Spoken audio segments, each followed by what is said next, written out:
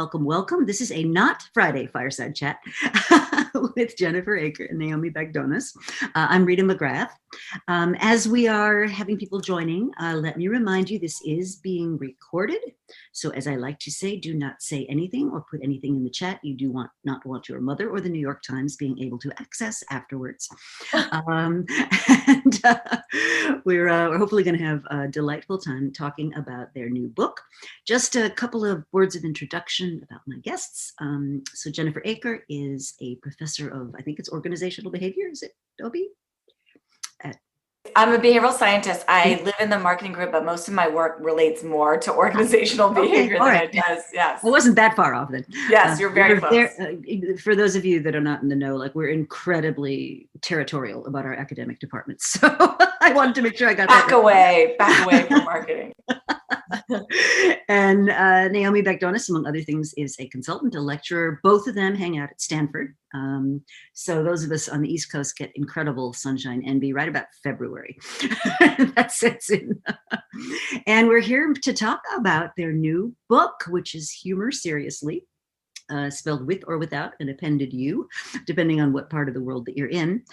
It's out in the UK, been getting rave reviews, really, really very popularly accepted by esteemed places like the FT and so forth, but we have to wait for it. So the good news is we can pre-order it, and you guys have some goodies to go together with pre-orders for those of us in the States, right?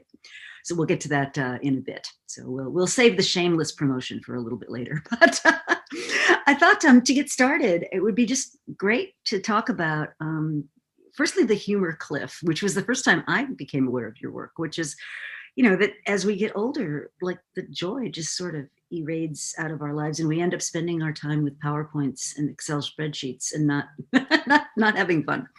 So maybe just comment on that, whoever would like to take that one. Sure. I'll jump in. So the humor cliff is fascinating because it's such a large data set. It was a data set that was collected by Gallup that Naomi and I got access to a few years back.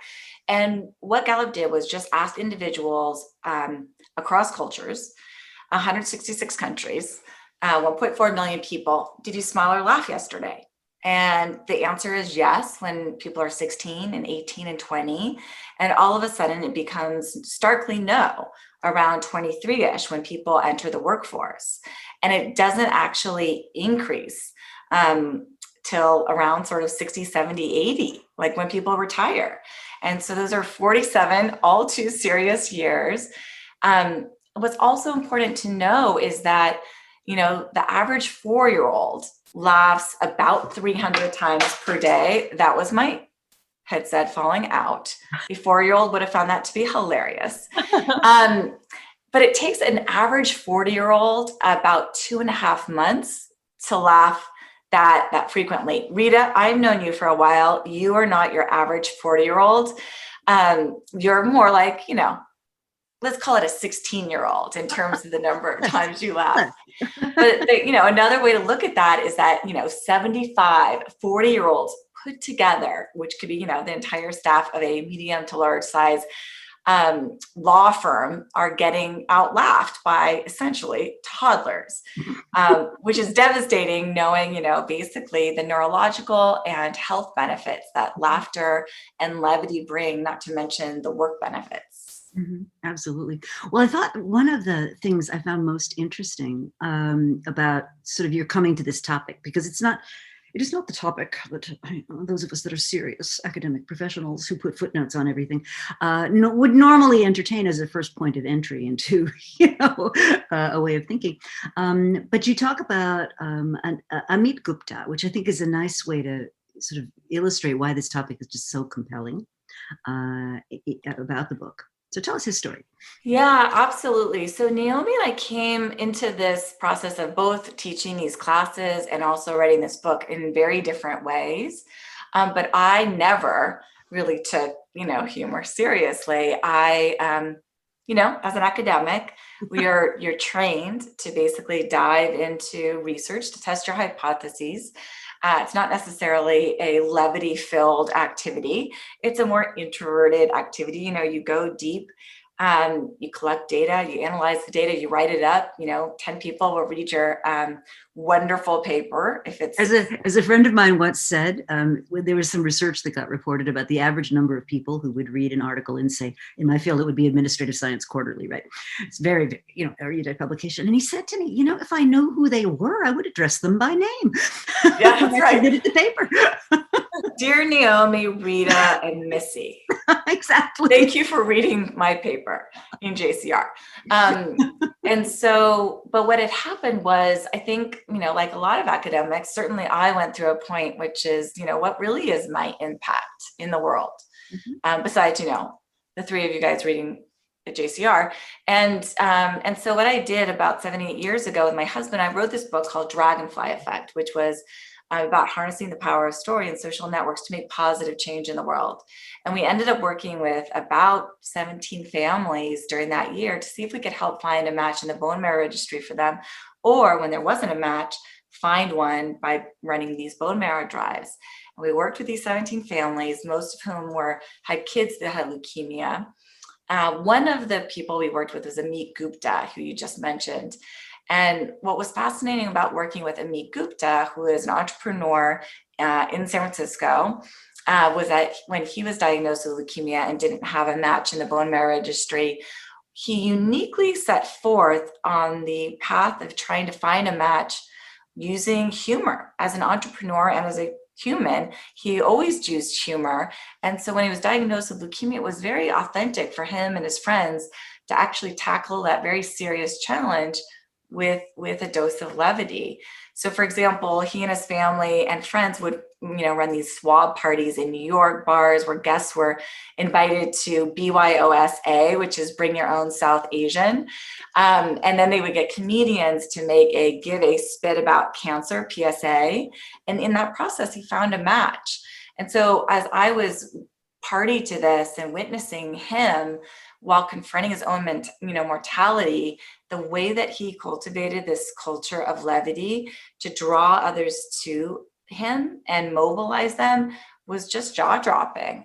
And I realized that I really had the wrong view, I think, of humor, and that, basically instead of it being tangential, it was actually critical to what he, his friends, and our students were trying to do. And that's what sort of jump-started me on this path of understanding the science of humor and being interested in it. It's cool. But Naomi, you got there first, right?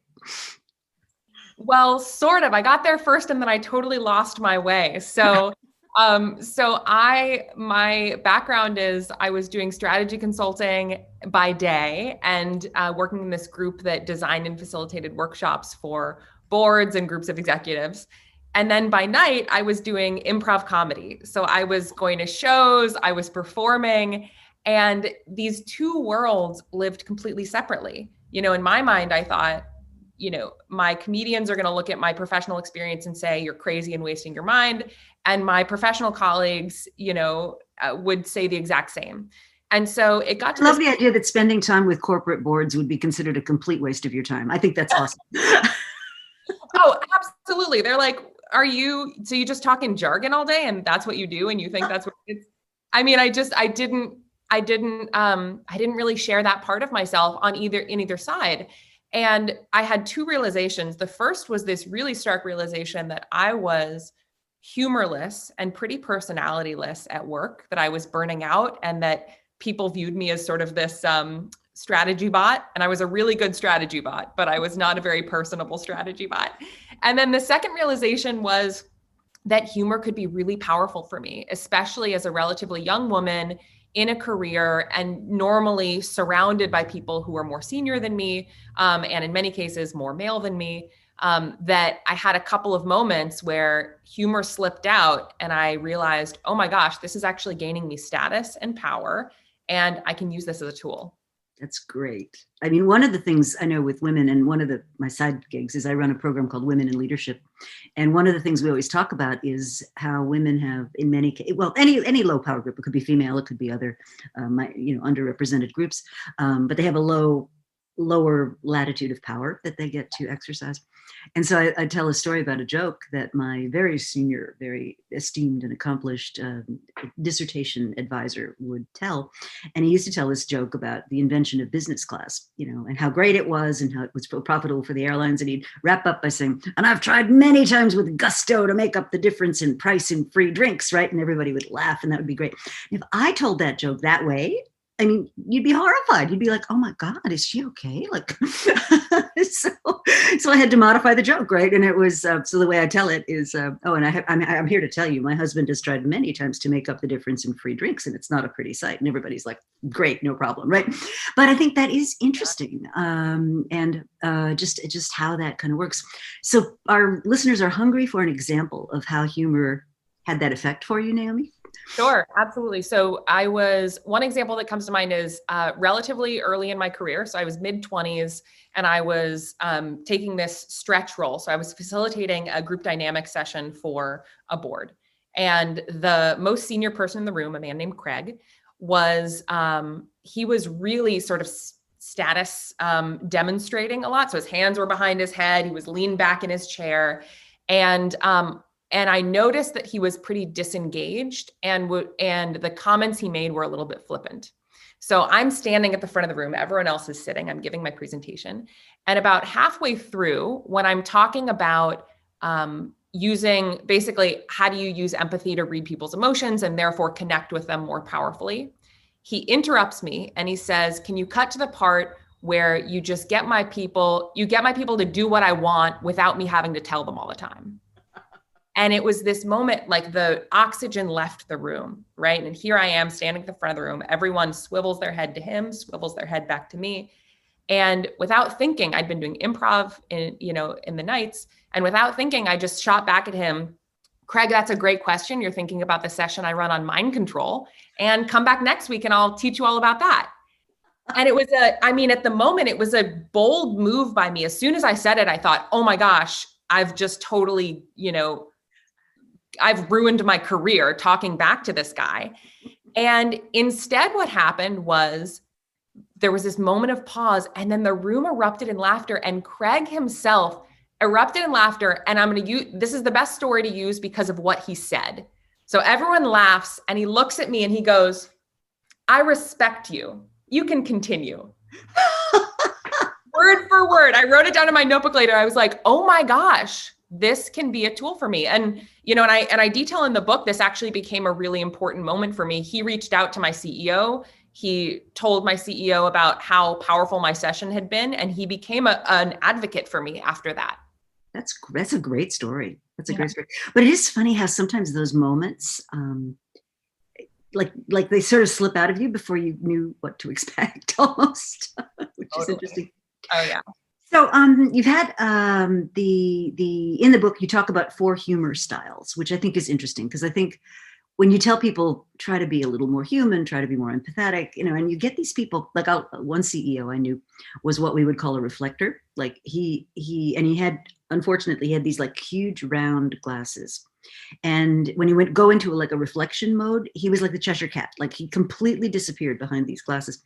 And one of his heads of strategy was designing this offsite retreat, and I was doing some work with them at the time. And she said, I know what we'll do. We'll have a room full of young people, and they'll rapid fire pepper him with questions, and it'll be this really engaging give and take. And I was like, no, we're not going there. Don't do it. I had strong, don't do it. Just don't. Like, what you want to do is get a stack of index cards, write the questions out in advance, give them to him 48 hours ahead, let him cogitate on them, and then you can have a great session. Well, did she listen to me? Of course not. No. So we're in this session, and the first questions gets asked, and you can probably relate to this, right? The guy disappears. Like metaphorically just disappears behind us. Again, he thoughtfully thinks about the question, then gives his measured response, by which time all the people who are more kind of activist in the room, are desperately looking for the exits. I mean, it was bad. Anyway, talk about the 4 styles. That would be fun. Absolutely. So one of them is stand-up, which you kind of did a little bit right there. That tends to be more extroverted, sort of easy to laugh. They're natural entertainers. They're not always afraid to ruffle a few feathers. The second type, which you also are, is magnet, and they are actually, they keep things positive, warm, and uplifting. They avoid controversial or upsetting humor while radiating charisma. And then there's the sniper. The snipers are edgy and sarcastic and nuanced, and they're unafraid to cross a line to get a laugh. And then there's sweethearts, and they tend to be more earnest and honest. And their humor often flies under the radar because they often like read the room and know, what are the risks associated with humor. So would never use humor, basically to, if there was a risk associated with it. So what we find is that people have like a primary and a secondary style. And we also find that it tends to be pretty different at work versus at home, or, some of these styles differ with very close friends versus colleagues. So first of all, do you agree with our self-assessment of you, or our assessment of you? And two, are you different, Rita, in different contexts or no? Oh, you're asking me? Yes. Self-assessment, I had read it, and I kind of stuck myself primarily in magnet with, as you said, with glimpses of stand-up. When I'm feeling cowardly, definitely sweetheart, definitely like, I need to be talked out of that sometimes because I don't think it serves well. So that's what I put myself. And what was, I'm sorry, what was the second question? It was, does it differ like when you're with your family, your kids, et cetera, versus at work? I actually got assessed on this, and my colleague, Paul Ingram, you may know him, he did this assessment, and he says to me, well, if you weren't doing what you're doing now, you would either be a politician or an actor. So yeah, like I'm way out on that dimension. So are there mistakes when you try to apply one style to another setting? Absolutely. So this is one of the most powerful things about understanding your style, is recognizing that we think of our sense of humor as something that we carry with us no matter where we go, right? I have the same sense of humor here than I do at work, than I do at the improv stage. And what we find is that not only do people's styles shift, and that's okay, but that's actually really good and healthy for us as professionals. So one example of this is different styles of humor are going to work for people, whether they're lower status in an environment or higher status in an environment. So when you are lower in status, humor that is more observational, even a little bit more biting, less self-deprecation is going to work well. And in fact, if you're lower in status, self-deprecation can take away your power. What we find is that once people get more senior, that's when self-deprecation actually becomes a superpower. So giving a window into your humanity, into some of your vulnerability, is actually a way to gain status and power. And there are all of these other examples of that as well. But personally, for me, I'll give an example. So when I'm teaching in the classroom at Stanford, at the GSB, our MBAs in that context, right, are, quote, lower status than me. I'm the highest status person in the room, along with Jennifer. We are there to impart wisdom, right? We're there to teach. We're there to challenge. Totally. Sage on the stage. Bring it on. Yeah. So in that situation, I want to lean on magnet and sweetheart style humor. And I made a mistake early in teaching where I sort of digged into one of my students, and it really didn't go well. You could feel like the whole blob, the whole community of students sort of crossing their arms and going, don't treat us that way, right? But when I am facilitating a board retreat, and I am, again, sometimes the youngest person in the room, or, there's other status differentials, I'm going to lean into my stand-up and sniper style humor like I did with Craig. Mm-hmm. And that style of humor is going to be more effective for me than the kind of self-deprecation that's going to work in the classroom. Mm. That's very cool. That's very cool. So people can assess themselves, right? You've got to wait for them to do that? They can, yeah. So they can go to humorseriously.com, and in the upper right, you can click on the quiz and find out what your style is. Oh, that's fun. Using data. You had to add that, right? So, I think a lot of business people, and I think partly because of this humor cliff indoctrination we've had, they just don't feel comfortable. They feel like, I'm not naturally funny. I don't tell jokes. I'm not whatever, I'm just whatever, Joe from finance. So where should they start? Where would you advise them to get going? Well, first of all, it's, part of it is just like debunking these misperceptions. One is, that humor just is like about being a stand-up and being funny. It's about, comedy. And this isn't about, basically, a comedy or being a stand-up. It's about understanding your own authentic humor style, and then B, it's about looking for these moments in our day-to-day and in our work for a moments to diffuse tension, to use levity, or even just like do a simple callback. So for example, one of the easiest sort of tools that comedians often use is wait for a first laugh in a meeting or whatever, and then later in the meeting, reference that exact moment that created the laugh line. And you're doing two things in a work context. One, you're making that person who you referenced by having this callback to that laugh line, feel good because that person was heard. And the second is that you're creating a secondary moment for joint or shared laughter with very little risk because you've already called back to it. And we know that individuals, when there's a shared moment of laughter, studies show that people report to be 30% closer, and kind of increased levels of trust happen after that shared moment of laughter. And so what you're doing is not just diffusing tension in ways that are completely, basically riskless, but you're also changing the conversation and the way that people are interacting with each other. So that's one way to start thinking about it. And also, I think, sorry, go ahead, Naomi. Oh, I was going to say, because Maggie and others love tangible examples, I'll give an example that happened just yesterday of a callback, because these are so easy to do. All you do is listen. So I was on a call with a group of CFOs, and everyone went around and did their introductions before the panel discussion began. And one woman said, I'm a recovering CFO. So she was retired, and everyone laughed.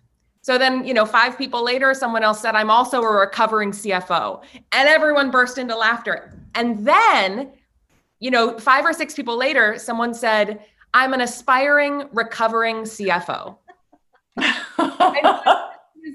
These little things, you just listen for a moment of laughter and you just jot it down and say, how do I bring back that moment? Because it's going to create community. It's going to make me look good. And it's going to create an environment where people feel safer, feel more comfortable, and we can ultimately be more productive. Right. And so for those of us listening who are still skeptical, there's a neuroscience to this, right?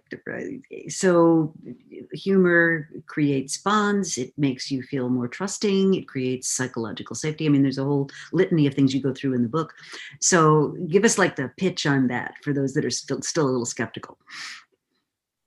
Okay, so for those skeptical, get this. When you laugh, your brains release a cocktail of hormones. You release dopamine, you release endorphins, you release oxytocin, your cortisol goes down. And so what's really important here, and there are behavioral implications for all of these. So when your cortisol is lower, you make bolder choices, your fight or flight is repressed, you're able to be more creative, you're able to access higher order thinking. When you release oxytocin, you are more trusting of people, you create connections, you feel a stronger sense of community. When dopamine kicks in, you remember things more. You have a little pleasure hit, so you think, oh, I want to listen to that more. What's really important here is the recognition that this is not just psychology, this is biology. So this is, our brains are changing when we laugh. And we think about humor as being sort of this fun, frivolous thing. We don't think of it as a way to fundamentally change our biology and therefore make us more resilient to difficult times, more trusting of the people around us, more creative in the face of change, and even more confident and feel more powerful. But this is really what's happening in our brains and to our bodies. And it also is connected to, as you said, resilience, but even managing really difficult situations. And you were talking about, stories about the Holocaust, or stories about, people in really in extremist situations, using humor as a way of coping, I guess, and getting past it and getting some mastery over the situation, I guess I would say. Absolutely. Yep. There's actually a study done by Dr. Keltner and his colleagues where he asked individuals who had a deceased, who had a recently deceased partner. So their partner died. And those individuals that kind of spontaneously mentioned moments of humor and laughter recovered from the death much more quickly. They had reduced levels of stress that lasted, and they were able to appreciate the life that they had to a greater degree. And you even see that, with, Viktor Frankl. I don't know if you read, the Man's Search for Meaning, but, he talked a lot about, the importance of humor and how to persevere through the darkest of times and what it means to live in the presence of humor. And he had this great quote that, basically said, he was training with a friend in a concentration camp, and they were working on a building site, and the friend was saying, like, the most important thing is to develop a sense of humor. And so he suggested to the friend that they would promise to each other to invent at least one amusing story each day about some incident that could happen one day after their liberation. And so even just planning moments of humor or amusement had this disproportionate impact on his psychology and mindset. Wow, that is brilliant. That is brilliant. Well, there's a lot of work been done, humor aside, on the science of actually visualizing, activity. And I'm trying to remember now who I heard this from, but the mental act of pretending you went and exercised actually has beneficial physical effects as if you were actually exercising, things like that. And I think humor really comes into that very, very nicely. Yeah. So one of the again, back to converting the skeptics here, you tell a great story from the Bush administration about tan socks. And if I had thought tan socks would be something that would appear, as a bonding experience, I never would have believed it. So maybe that would be an interesting story to just recall. Sure. So this was a story that was told to us by Keith Hennessy, who is a leading economic advisor to President George W. Bush. And, we love talking to Keith because you find out that inside, some of the most high stakes moments, that's where you'll find pranks and humor and a whole lot of levity. So this one story it was 2005, and Ben Bernanke, it was his first day on the job as the chairman of President Bush's Council of Economic Advisors. So obviously, he doesn't strike you as a yuck it up kind of guy, Ben Bernanke. No, he does not. No, he does not. And tends to be more introverted as well. So he came into the Oval Office. It was his first briefing with the president. And it was a high stakes moment for him, right? The president was there, Vice President Dick Cheney, Karl Rove was there. It was an important moment, right? His moment to leave a good first impression. So as he was sitting down, he began his presentation, and President Bush interrupted him and said, hold on a minute, Ben, are you wearing a dark gray suit with tan socks? And it was sort of this moment, everyone laughed, but Ben Bernanke actually got pretty flustered by it. And so he went through the rest of the presentation, but he was feeling a little flustered. So Keith Hennessy and a couple of the other advisors circled up afterwards, and they said, okay, we got to figure out a way to make Ben feel part of the team, right? He had this moment, he was flustered. So how do we sort of get back at President Bush and also make Bernanke feel good about it? So they concocted this master plan. And the next time that Ben Bernanke was going into the Oval Office to do his briefing a couple weeks later, the same cast of characters was convened in the semicircle again. And Ben Bernanke once again sat down. He opened his notebook to start to give the briefing. And just as he was about to begin, everyone in the room crossed their legs and their pants came up to reveal that they were all wearing tan socks. And so President Bush looked around, everyone started laughing except for Bush. He looks around and he looks at Dick Cheney and he goes, Dick, can you believe these guys? And mid-sentence, he looks down to realize that Dick Cheney is also wearing tan socks, and the room just erupts in laughter.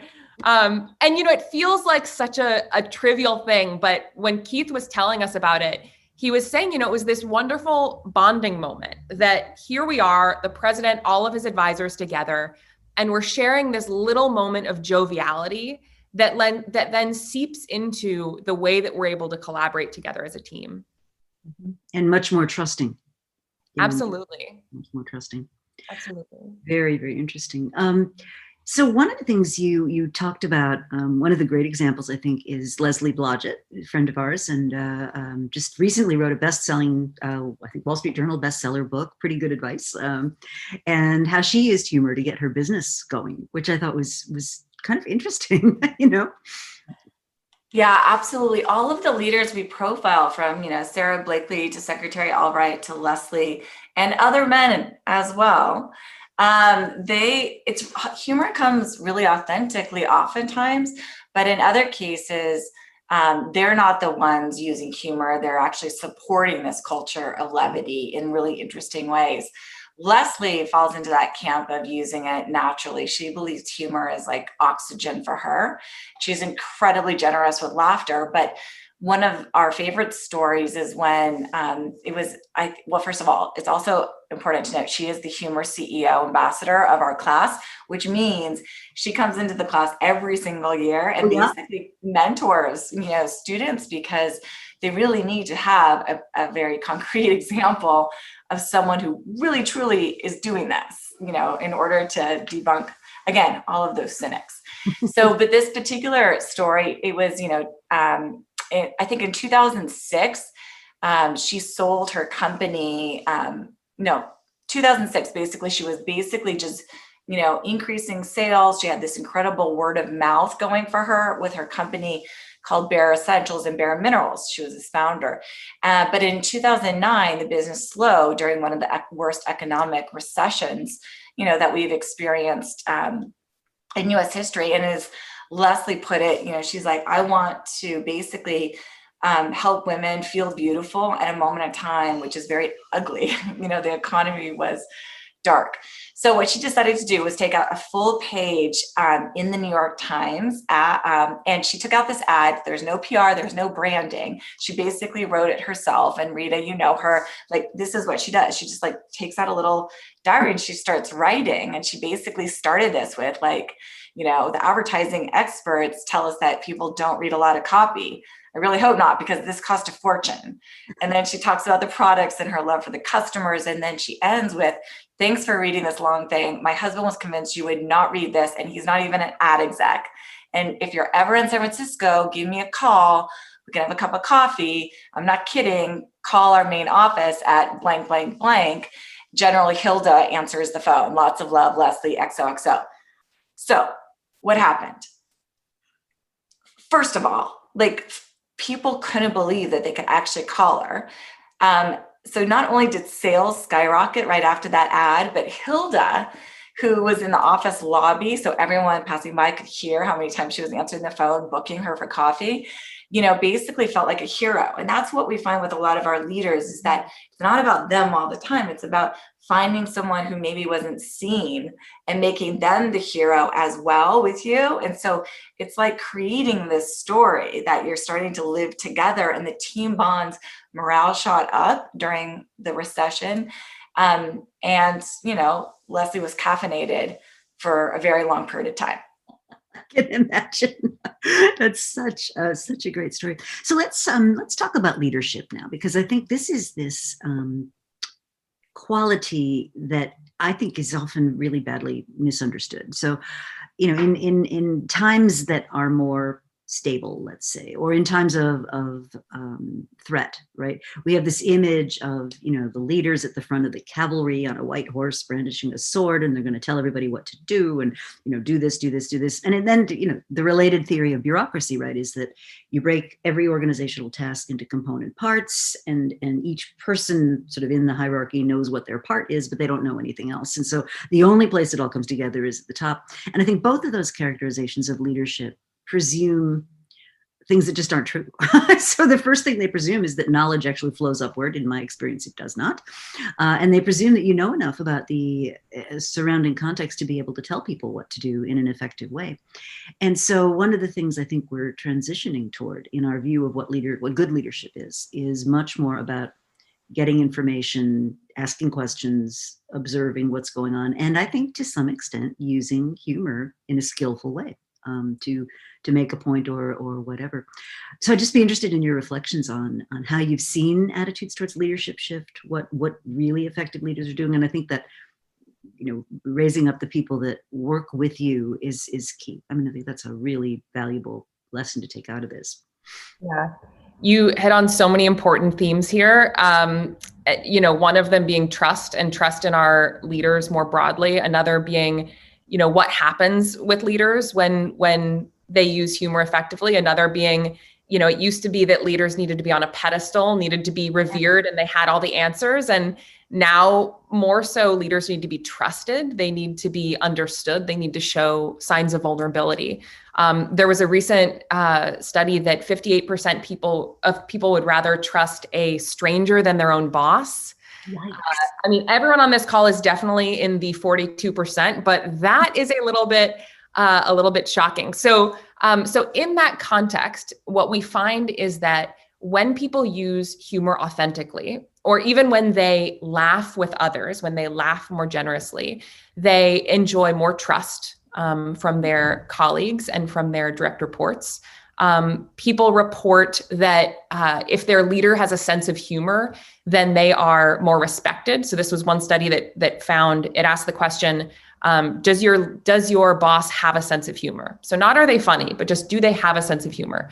And in that study, bosses who have a sense of humor were ranked as 27% more respected and also more competent and more confident. We also find that employees report being 27% more or 23% more motivated in their jobs when their boss is reported to have a sense of humor, and that they are 15% more engaged. So, so this is not just about us showing more of our humanity and being more trusting, although that's really important. It's also about creating the kind of environment and being the kind of leader that people are more willing to follow, people who are motivating, people who are trustworthy, people who keep their employees energized. And more so, we find that showing your sense of humor at work is a really effective way to do that. Did you have anything you wanted to add on to that, Jennifer? No, I was just, I was thinking about, basically this idea around how different humor styles show up for leaders. So one of the comments in the chat was, giving, more tangible examples of how how leaders use humor in these varied ways, aligned with these very different types of styles. So I would say another example of this is when Ed Catmull, who has perhaps more of a sweetheart type of style, tends to be more earnest and, kind of honest and super smart. And he, as led Pixar for many, many, many years. He wrote the foreword of our book too. But what you see with that kind of sweetheart style is that he's using humor in ways that kind of uplift, but he's also empowering others to use it. And so one small example of that is, he wrote the foreword of our book, as you know, and he talks a lot about humor, not as this kind of laugh, ha, ha thing, but as basically the best way to create meaning to people on a very fundamental and emotional level. And for sweethearts, when you authentically understand your style and how it comes alive, it becomes very powerful. The point that he made actually in our forward is that, we all want meaning in our lives. And yet there's all of these times we're living through with this global pandemic where life is very serious and very hard and very mundane and stressful at the same time. So having a sense of humor doesn't just punctuate and offset the seriousness, it allows the meaning to come through. So these unexpected moments with coworkers, like even Naomi's example with the CFO, these unexpected moments can shake things up and keep you on your toes. And they define the shape of your relationship as much as these hard moments. So playfulness and bonding with another actually, create meaning. And also in the case of like a sweetheart type of leadership style, allow you to kind of authentically use it. So if someone doesn't conceive of themselves as a natural comedian, right? Because not everybody does. And some of the funniest people I've ever met are completely, powder keg dry. I mean, they're really not big laugh people. But I love, Naomi, the example in the book of you and the lady that was selling apples, I guess, at the airport. Oh yeah. And just, finding that moment that really changed a situation. Yeah. Yeah. So that moment was, I was in an airport and it was totally mundane. By the way, this is a totally mundane story. So, but that's the point of it. So don't be mad at me that it's not a good story. But I'm in the airport. I think it's I go to buy an apple from this, airport bodega, and I go to the front and ask if the apples are for sale because they're these like waxy, gorgeous pyramid display of apples. So I go to the front and say, "Pardon me, are these for sale?" And the woman behind the counter looks at me and goes, "Yeah, they're for sale if you get in line." She was terse. She was already really frustrated with me. So I got to the back of the line and I just sort of watched her as she was interacting, which sounds creepy, but it was totally normal. I watched her as she was interacting, and she had probably had a really hard day. She was sort of snapping at all of the people in line. She was really terse. She had, a furrowed brow and just looked like she was not having a good time. And so I got to the front of the line. And when it was my turn to order, instead of saying, "Can I have an apple?" I simply said, "Can I please have your favorite apple?" And she looked at me like I was crazy and said, "What?" And I said, "Well, there are 100 apples down here. I would love to have your favorite apple." And there was this moment where it felt like just a speck of sparkle, like descended on the moment and just erupted. And in that moment, she smiled and she went, "Okay." And she started looking through the apples. Fast forward 20 seconds, she's laughing. The people in line behind us are laughing. She's like inspecting all of them. And finally, she gets her two favorite apples in front of her. She says, "I think these are the two best. Which one do you want?" And I said, "I don't know. It's your favorite apple, not mine." And so finally, she hands me her favorite apple.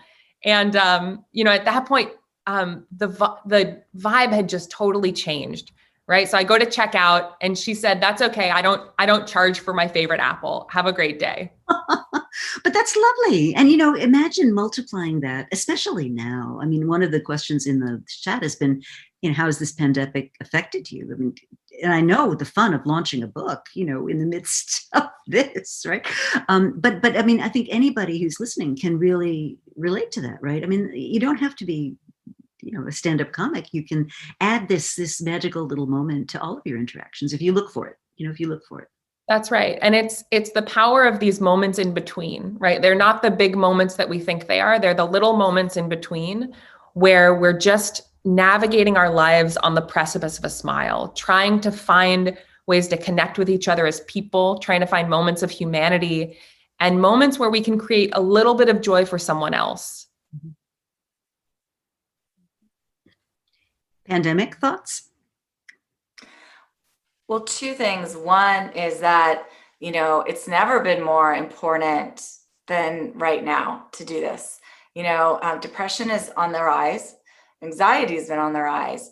And what we know because of the neurochemical shifts that laughter and humor cause, that there's real important physical benefits that happen when we have these shared laughter moments. In the Norwegian study, over 15 years, people that said that they had a sense of humor, and this is like a low bar, Norway. Yes.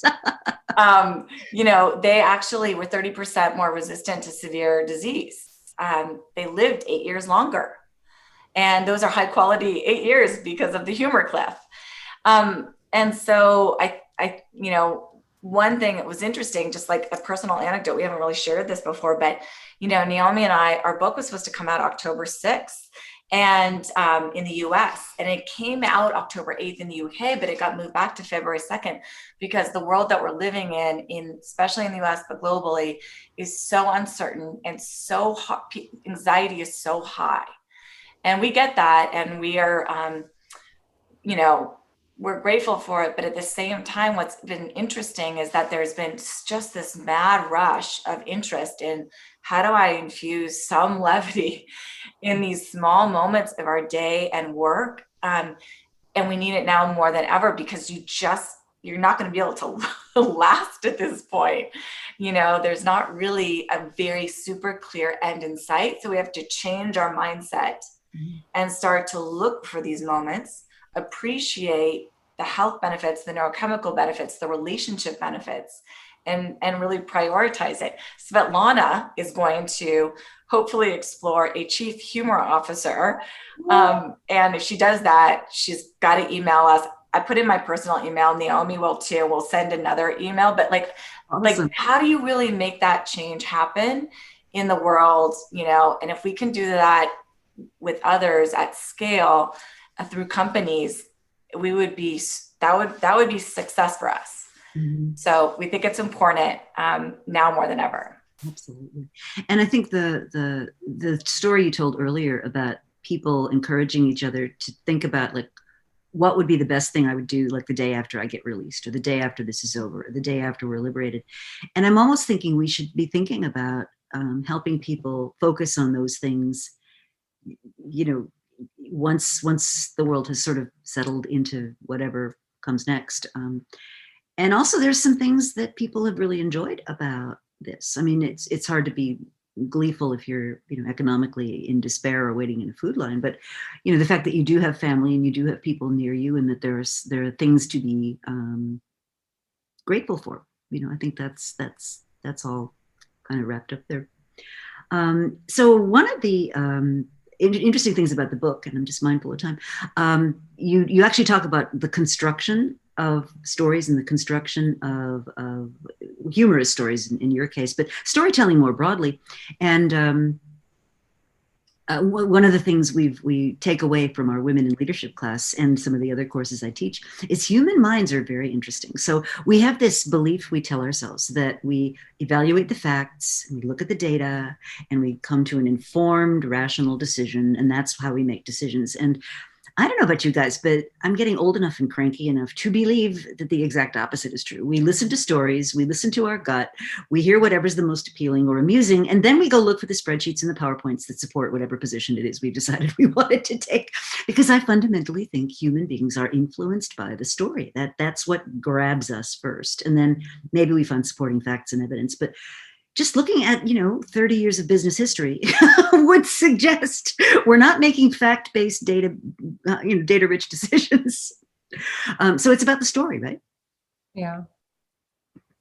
It is, story is up to 22 times more likely to be remembered than just facts alone. That was work done by Gordon Bauer, back in, with a real focus on cognitive development and memory, and completely agree with you, Rita. I think that one thing that's really interesting about some of the work that Naomi and I have been able to do is that at a moment in time where digital transformation is really shifting, this idea of what does it mean to be human is more important now than ever. And story makes us human. Story captures and communicates and helps co-create meaning. And humor is another tool. And that humor is one of the things that actually, define us as humans, for us to be able to read the room, for us to know what makes us laugh. Those are things that are really at the opposite extreme of all of, what's being developed from an AI machine learning perspective. So as we think about things like story and humor and creativity more generally, I think that it's important to kind of contextualize why it's so important. And also, hopefully it underscores why we need to prioritize it. And, in that context too, if we're just talking about memorability, there's a wealth of research that shows that humor makes things far more memorable. So I remember watching a State of the Union, I forget what year it was, but it was President Obama's State of the Union. And, it's an hour long, very content dense, content rich talk. And during it, he told one little joke. And the joke, the laugh line on the joke was smoked salmon. You can Google his State of the Union smoked salmon. And I laughed and I thought, that was like pretty good, not bad, right? But I didn't think much of it. Well, the next day, NPR surveyed their listeners and they asked what were the words that you remembered most from the State of the Union? And of course, things like hope, change, economy, all these words came up. but far and away the most remembered word was salmon. And this crossed political lines. So Republican listeners, Democratic listeners, independent listeners, the most remembered word from the entire thing was salmon. And even though this seems so silly and ridiculous, it is wild how when we have a barrage of information coming at us all the time, right? So how do we parse the signal from the noise? One way is story, and within story, humor can be a really powerful technique. Mm-hmm. I'm also intrigued at the connection of this work to the work of people like Bob Cialdini, right? Who talks about how do you influence people, and a lot of his findings would be consistent with yours. So, we tend to be influenced by people who we think like us, right? And what better way than sharing an in-joke to create a sense of liking, right? Social proof, we are influenced by people who we believe share similar traits and attributes. And I also think it's again, just to, anybody can do this, right? So one of my favorite stories is when I first started at Columbia, one of my colleagues is a gentleman by the name of Don Hambrick. And Don's a very serious scholar and thousands of publications, done all this work on CEOs and CEO lifestyles and everything. But, he doesn't come across like a comedian, like in any way, shape or form. So I'll never forget, when I was learning to teach this course, he graciously gave me permission to sit in on his sections. And we were talking about the importance of relative measures when constructing a survey. So are you asleep yet? Can I talk? Would you like to hear more about relative measures in constructing a survey? So he's got to now convince his MBAs, right, that this is something valuable. And so he sort of starts off, he says, well, relative measures in constructing a story. Imagine that I am on a desert island with a beautiful young woman, and I'm interested in ascertaining her opinion of me. And so I reach into my bag and pull out the clipboard with which I am never without, and proceed to ask her a series of questions about how... And the punchline was, relative to my expectations, relative to other alternatives, like how well do I rate up? But I swear to God, there's an entire generation of MBA students now who will never forget that Don Hambrick, the image of Don Hambrick, like whipping this clipboard out of his bag at this very, big moment. And so you can get away with it, even if you're not sort of naturally a humor sort of, if that's not what you lead with, you can do it for your own way.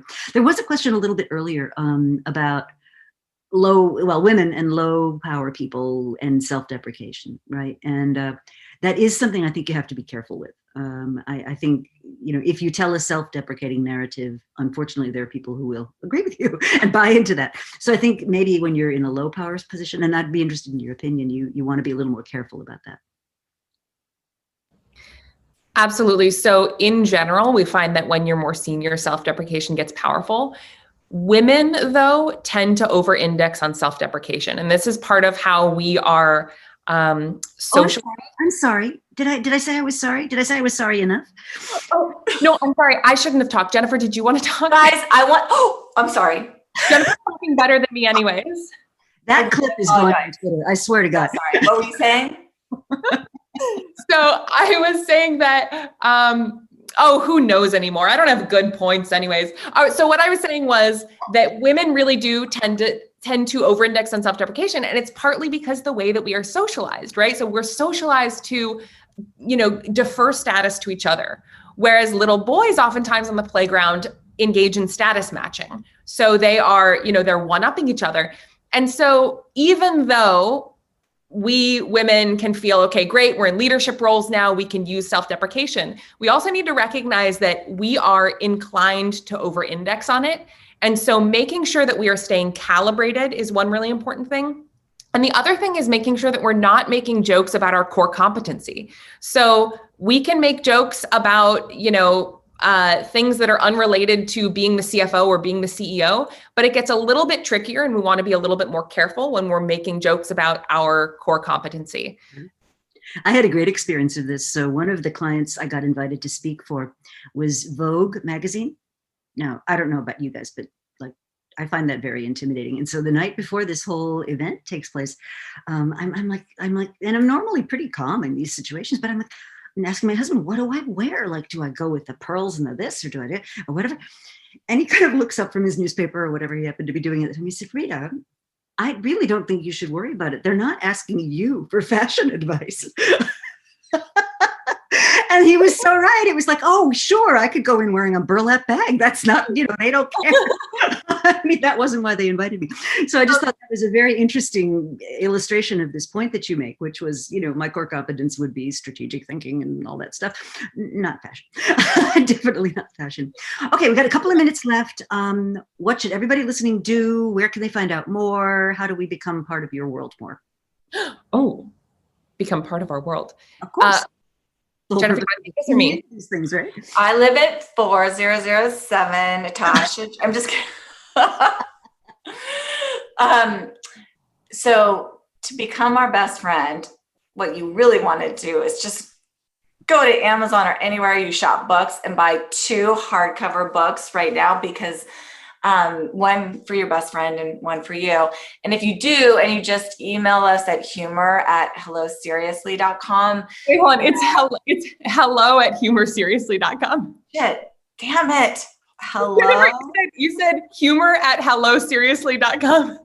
Our next book is I think you should get that email address. You should totally get that email address. Our next book is going to be Hello Seriously. And it's all about how people say hello in different ways across the world in somber, with somber, tone. Indeed. But before you do that, please instead go to hello@humorseriously.com, which I typed in the chat. Okay. And if you buy a couple of hard copy books, it would go so far. And please do just email us. And we have lots of, as Rita intimated, lots of little bonus gifts. Plus, are you going to do Christmas? Are you going to do the holiday thing? We're going to do a holiday thing too. So So one thing we're doing is for every individual that buys 1 or 2 books, and you don't even need to give us the receipt. We trust you. Just tell us you did. We're actually doing a matching for of books that we're buying with a sponsor for 3 charities. One is Merit America, really focused on taking people that have very little means right now and getting them jobs. 2 is Eat, Learn, Play, which is an incredible charity focused on helping kids eat, learn, and play. And so these will go to teachers that are helping these students. And then the third thing is we are giving to county jail. So Naomi and I have actually done work in different ways in different jails. And so we're going to try and focus on that. So that's our matching situation. And then we also have little tips and tricks that we'd love to share with you. And you got some download things, and of course the holiday thing. So, I mean, I don't know about you, but I have a lot of people in my gift list who really don't need more stuff. So something that would bring a smile would be a wonderful, wonderful thing for them. So that would be great. All right. Well, this just flew by. It's such a pleasure to be with you. Go order books. Go do it. And we'll keep on touch. And so the big date in the US is when? February 3rd? February 2nd, and then, but it's out. I saw that E-Kumar's in India right now. And well, even if you aren't, you can go to humorseriously.com, the UK Amazon website, and get it now for $15. And we should mention that we are doing part of the holiday promotion is that anyone who buys a hardcover book to be delivered in February, we're giving early access to a digital edition that you can download to your Kindle. And of course, you can gift that to everyone you know.